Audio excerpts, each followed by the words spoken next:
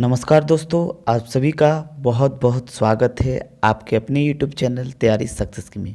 तो दोस्तों, आप सभी जानते हैं कि आज से हम लोग जो कोल्हान यूनिवर्सिटी के हिस्ट्री ऑनर्स के जो पहला पेपर है यानी CC1 का पहला टॉपिक स्टार्ट करने जा रहे हैं। और दोस्तों, आप लोग मान सकते हैं कि ये आप लोगों का इतिहास का पहला शुरुआती क्लास है, तो पूरा ध्यान से सुनिएगा और उसको नोट डाउन करते हुए चलिएगा, आपको बहुत ज़्यादा जानकारी मिलेगा। ठीक है, तो जिन दोस्तों ने अभी तक चैनल को सब्सक्राइब नहीं किया है तो प्लीज़ चैनल को भी सब्सक्राइब कर लीजिए और बेल आइकन को भी प्रेस कर दीजिए।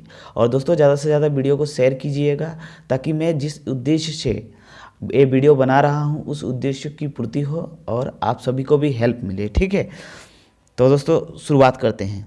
तो दोस्तों, आज का जो टॉपिक है वो है प्राचीन भारतीय इतिहास के स्रोत।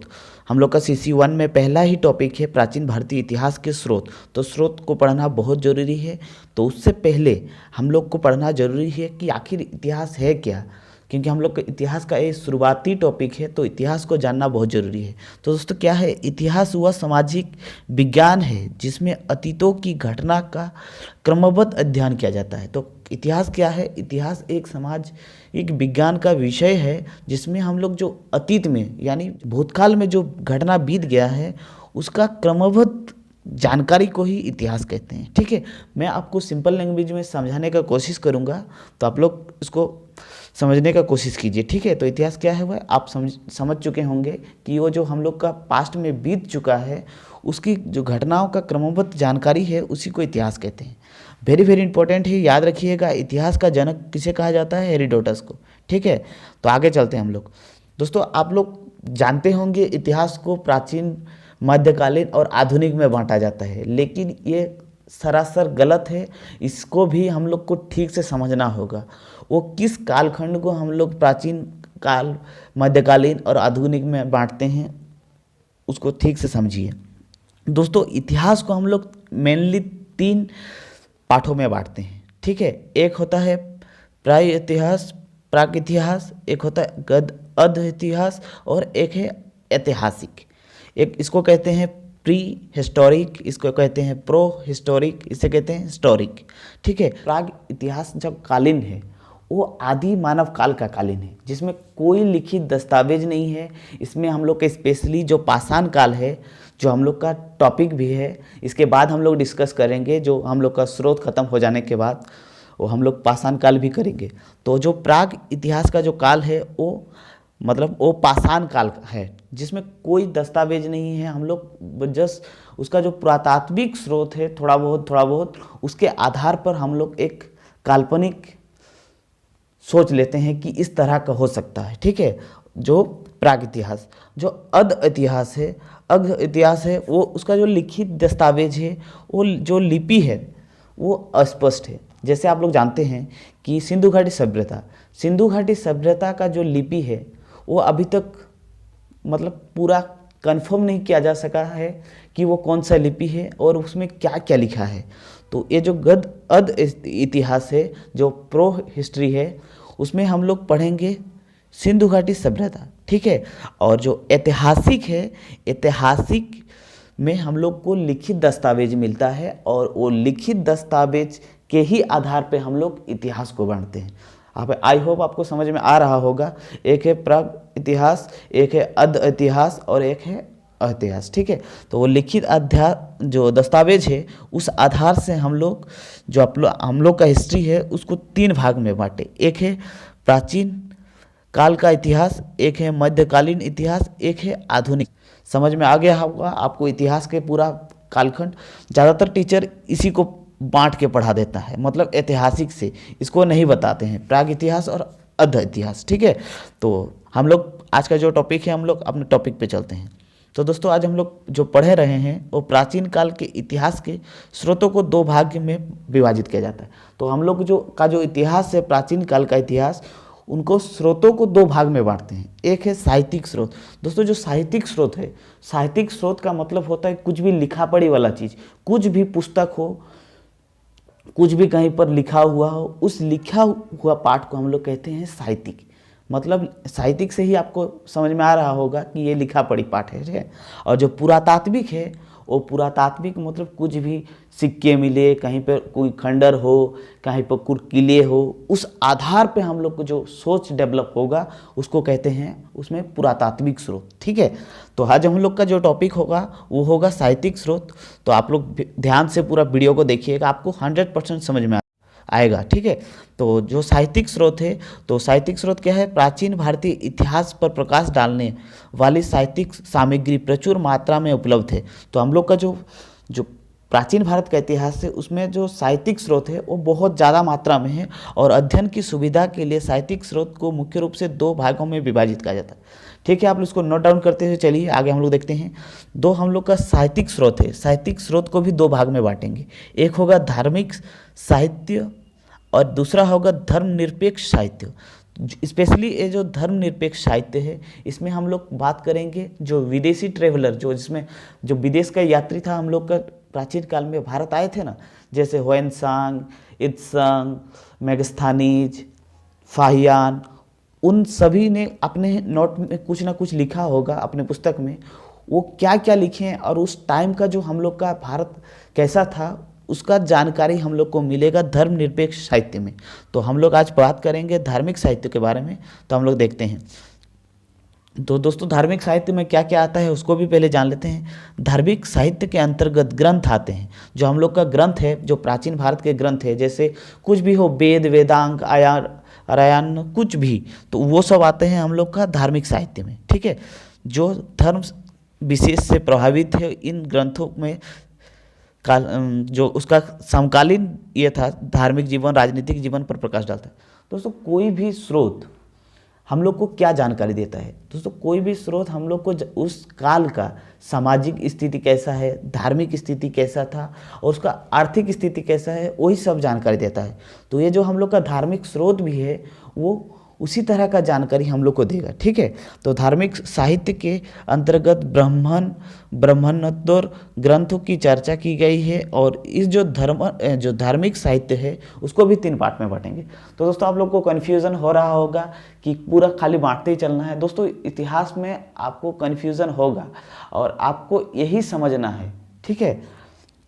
तो हम लोग पहले क्या किए, हम लोग इतिहास को बांटे प्राचीन, मध्यकालीन और आधुनिक में। प्राचीन में हम लोग गए तो प्राचीन भारत का हम लोग का एक टॉपिक था प्राचीन भारत के इतिहास के स्रोत। और स्रोत में हम लोग को देखें कि एक है साहित्यिक स्रोत और दूसरा है पुरातात्विक स्रोत।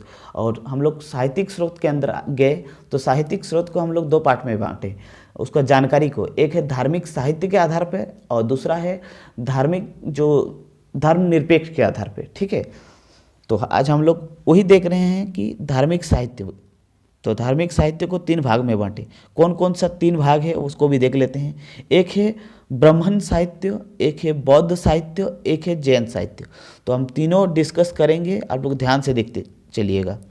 दोस्तों ब्राह्मण साहित्य है तो प्राचीन भारतीय इतिहास में प्रकाश डालने वाले ब्राह्मण धर्म संबंधित अनेक उपलब्धि है जिनमें मुख्य रूप से निम्नकांड है। तो दोस्तों जो ब्राह्मण साहित्य है, ब्राह्मण साहित्य में सबसे जो इम्पोर्टेंट है वो है वेद। जो वेद है हम लोग का वो सबसे प्राचीन ग्रंथ है।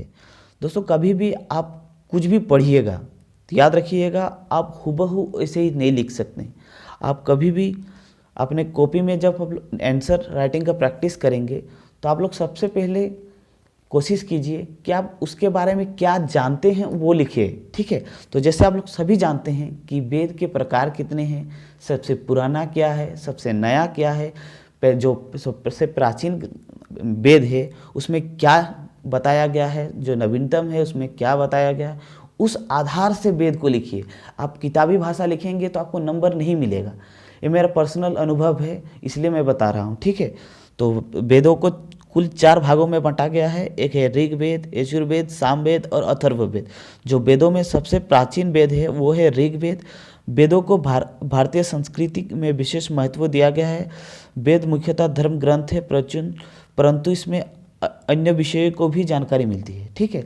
तो एकदम नॉर्मल सा बात हुआ, वैसे ही आपको भी लिखना है, ठीक है। तो उसके आगे देखते हैं हम लोग। देश की धरती पे उपलब्ध सबसे प्राचीन साहित्य वेद है। ठीक है, इनकी संख्या 4 है और इनकी प्राचीनता 1000 ईसा पूर्व तक की जाती है। वेद, सामवेद, यजुर्वेद और अथर्ववेद है। चारों वेद में जो सबसे पुराना वेद और सबसे महत्वपूर्ण वेद है वो है ऋग्वेद। याद रखिएगा, वेरी वेरी इंपॉर्टेंट है। आपसे डायरेक्ट ऑब्जेक्टिव में सवाल पूछा जा सकता है कि सबसे प्राचीन वेद कौन सा है, तो ऋग्वेद। यह निश्चित रूप से थोड़ी दर्शन रखने वाले लोगों के लिए धार्मिक रिकॉर्ड है, जिसके बाद इसकी मतलब दोस्तों आप लोग समझिए, जो ऋग्वेद है उसमें हम लोग का उस काल का सामाजिक जीवन कैसा था और प्रारंभिक सभ्यता कैसा था, राजनीतिक, धार्मिक, पूरा जितने भी हम लोग का उस टाइम का पीरियड था उसका लेखा जोखा है। ठीक है, आप हूबहू ये जो पीडीएफ है आप उससे पढ़ सकते हैं, लेकिन मेरा काम है समझाना, और आप अगर वही किताबी भाषा पढ़ते रहेंगे तो आपको समझ में नहीं आएगा। ठीक है, ठीक है। तो दोस्तों आरण्य क्या है, तो ये इसमें क्या लिखा हुआ है, इसमें मंत्रों को गूढ़ और रहस्यवादी अर्थ बताया गया है।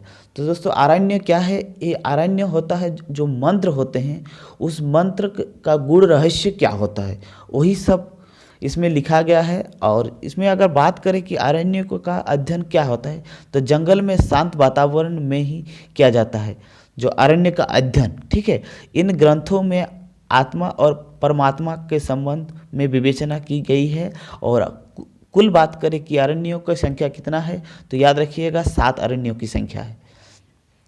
अरण्य से ही कालांतर में उपनिषदों का विकास हुआ है, याद कीजिएगा। और दोस्तों कालांतर मतलब होता है बाद में। ठीक है, याद रखिएगा। तो आगे चलते हैं हम लोग। दोस्तों वेदांग क्या होता है, दोस्तों वेदांग है वेदों को अर्थ को समझने के लिए इसकी रचना की गई थी, क्योंकि आप लोग जानते हैं कि वेद सभी पढ़ नहीं पाते हैं, क्योंकि वेद का जो लैंग्वेज होता है बहुत ही ज़्यादा जटिल होता है, और उस वेद को समझने के लिए वेदांग की रचना की गई है। और वेदांग में हम कुल जो संख्या है वेदांग की वो 6 है, जिसमें शिक्षा, कल्प, व्याकरण, निरुक्त, छंद और ज्योतिषी। तो क्या है वेदांग, वेदांग क्या है, वेदांग है वेदों को समझने का एक व्याकरण मान के चलिए। ठीक है, तो आप अगर वेद पढ़ना चाहते हैं तो उससे पहले आपको वेदांग पढ़ना होगा, और वेदांग के बाद ही आप वेद को समझ सकते हैं। और फिर आपको यहाँ से सवाल भी पूछा जा सकता है कि वेदांगों की संख्या कितनी है, तो याद रखिएगा ऑब्जेक्टिव सवाल के लिए वेदांगों की संख्या है 6। उसके बाद हम लोग देखते हैं पुराण। तो दोस्तों ये पुराण क्या है, तो दोस्तों पुराण का जो शब्दार्थिक अर्थ होता है उसका अर्थ ही होता है प्राचीन। ठीक है, याद रखिएगा, जो पुराण का शब्दार्थिक अर्थ होता है उसका होता है प्राचीन, जिसमें सबसे जो ये जो पुराण है, इसमें पुराण में हम लोग को क्या जानकारी मिलता है। ये जो पुराण है स्पेशली इस पुराण से हमें जो प्राचीन काल के जो वंशावली थे, स्पेशली मौर्य वंश और गुप्त वंश जो उसके बाद आया, और कई सारे वंश से उनकी जानकारी मिलती है। ठीक है, तो ये ब्राह्मण साहित्य का एक बहुत ही महत्वपूर्ण हिस्सा है पुराण। और पुराणों की बात करें कि कुल कितनी है, तो पुराणों की बात करें तो पुराणों की संख्या 18 है, जिसमें मत्स्य पुराण, भगवत पुराण, विष्णु पुराण, वायु पुराण, ब्रह्मण पुराण, पद्म पुराण, शिव पुराण बहुत ज़्यादा ही इंपॉर्टेंट है, याद रखिएगा। आप अगर 18 याद नहीं कर सकेंगे तो कुछ याद कर लीजिएगा, उसके बाद इत्यादि लिख दीजिए तो भी आपको मार्क्स मिल ही जाएगा। और इसमें जो सबसे पुराना होता है वो है मत्स्य पुराण, जिसमें सबसे प्राचीन भी है और उसका सबसे ज़्यादा प्रमाणिक मान्यता भी है। ठीक है, तो आगे हम लोग देखते हैं। तो दोस्तों उसके बाद हम लोग जो आंसर लिख रहे हैं उसमें एक कोटेशन डालिए।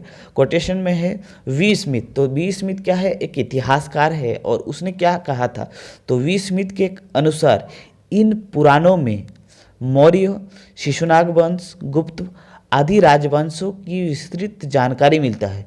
तो वी स्मिथ के अनुसार क्या है, जो पुराण है, पुराण के अंदर मौर्य वंश, शिशुनाग वंश, गुप्त वंश आदि राजवंश की विस्तृत जानकारी मिलता है। जो विष्णु पुराण है, जो विष्णु पुराण से भारत का वर्णन मिलता है, तो समुद्र के उत्तर में तथा हिमालय के दक्षिण तक स्थित है। तो दोस्तों क्या है, हम फिर से आपको समझा देते हैं। जो विष्णु पुराण है, विष्णु पुराण से हम लोग का भारत की स्थिति का वर्णन मिलता है। जो हिमालय से लेकर दक्षिण भारत तक के समुद्र तट है, उस पूरा भूभाग भौगोलिक क्षेत्र को हम लोग भारत कहते हैं, और वही बताया गया है, और इसमें निवास करने वाले हैं को भारत की संतान कहा गया है। ठीक है, तो आगे हम लोग देखते हैं। तो दोस्तों उसके बाद है महाकाव्य। तो दोस्तों जैसे अब वेद इंपॉर्टेंट है, उसी प्रकार महाकाव्य भी बहुत ज़्यादा इंपॉर्टेंट है। तो बात करें महाकाव्य क्या है, तो महाकाव्य है वो भी है ब्राह्मण साहित्य, और ब्राह्मण साहित्य में वेद के पश्चात महाकाव्यों का विशिष्ट स्थान है। फिर एक सवाल आपसे पूछा जाएगा कि महाकाव्यों की संख्या कितनी है, ये ऑब्जेक्टिव का सवाल बन सकता है। तो याद रखिएगा, जो महाकाव्यों की संख्या है वो है 2। एक होता है रामायण और दूसरा होता है महाभारत। रामायण की रचना महर्षि वाल्मीकि ने किया है, और महाभारत की रचना मुनि व्यास ने किया है। इन दोनों महाकाव्यों से तत्कालीन सामाजिक, आर्थिक और राजनीतिक जीवन पर प्रकाश डाला गया है। ठीक है, तो साहित्य स्रोत से हम लोग को स्पेशली 4 ही चीज़ को पता चलेगा।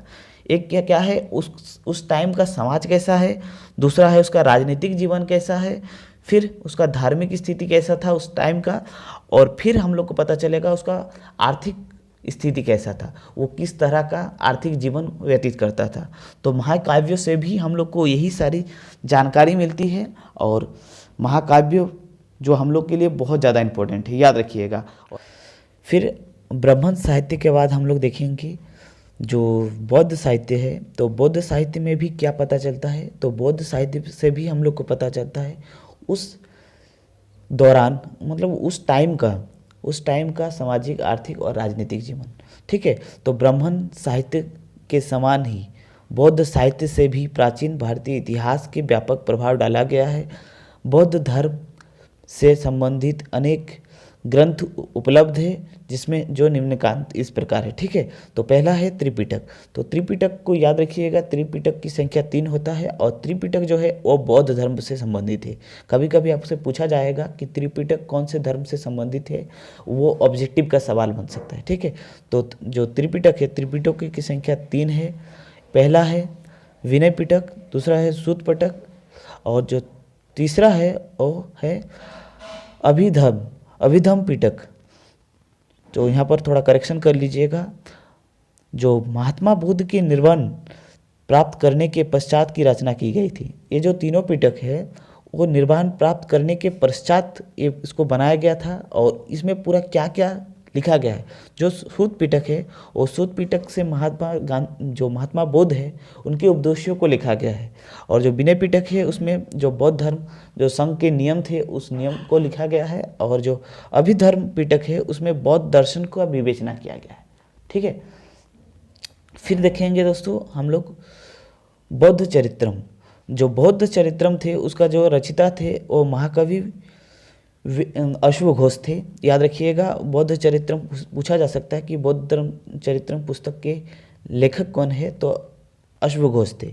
तो इस बौद्ध चरित्र से भी हम लोग को क्या जानकारी मिलता है, इस ग्रंथ से गौतम बुद्ध के जीवन चरित्र की विस्तृत जानकारी प्राप्त होती है। ठीक है, तो याद रखिएगा, एक दो ठो पुस्तक लिख लीजिएगा, फिर उसको पुस्तक को थोड़ा थोड़ा डिस्क्राइब कर लीजिएगा, बहुत ज़्यादा ही है। ठीक है, उसके बाद हम लोग देखेंगे जो जैन साहित्य है। तो जैन साहित्य क्या है, जैन साहित्य भारतीय इतिहास के निर्माण में जैन साहित्यों का भी विशेष महत्व है, क्योंकि इससे हमें कुछ ऐसे भारतीय पक्षों का परिचय प्राप्त होता है जिनमें ब्राह्मण साहित्य और बौद्ध साहित्य में या तो चर्चा नहीं किया गया है या फिर किया गया है। ठीक है, मतलब कुछ कुछ ऐसे भी तथ्य यहाँ पर मिलते हैं जैन साहित्य से जिसकी वर्णन हो सके कि ब्राह्मण साहित्य में ना हो। ठीक है, तो या तो बहुत ही ज़्यादा अल्प मात्रा में है या फिर इसमें बहुत ज़्यादा हो। ठीक है, अधिकांश जैन धर्म ग्रंथों की रचना प्राकृतिक भाषा में की गई है, जो बहुत ही ज़्यादा इम्पोर्टेंट है, याद रखिएगा। अगर आपको सवाल में पूछा जाए कि जो जैन धर्म का जो समकालीन भाषा था वो कौन सा था, प्राकृतिक भाषा, याद रखिएगा। तो जैन साहित्य से संबंधित महत्वपूर्ण ग्रंथ कौन कौन सा है थोड़ा देख लेते हैं। तो पहला है भद्रबाहु चरित। तो भद्रबाहु चरित से हम लोग को क्या जानकारी मिलता है, तो भद्रबाहु चरित एक ग्रंथ है जो मौर्य वंश के जो शासक थे चंद्रगुप्त मौर्य के राज्यकाल को पूरा बताया गया है। मतलब मौर्य वंश के पूरा शासनकाल व राज्य व्यवस्था की पूरी जानकारी हम लोग को भद्रबाहु चरित से मिलता है। ठीक है, तो आज का जो वीडियो था दोस्तों, आज का वीडियो बहुत लंबा हो गया होगा और ठीक है, ये मेरा पहला वीडियो था, तो आज का वीडियो यहीं तक एंड करते हैं। तो अब वीडियो कैसा लगा कमेंट बॉक्स में ज़रूर लिखिएगा। मिलते हैं नेक्स्ट वीडियो में, तब तक के लिए जय हिंद जय भारत।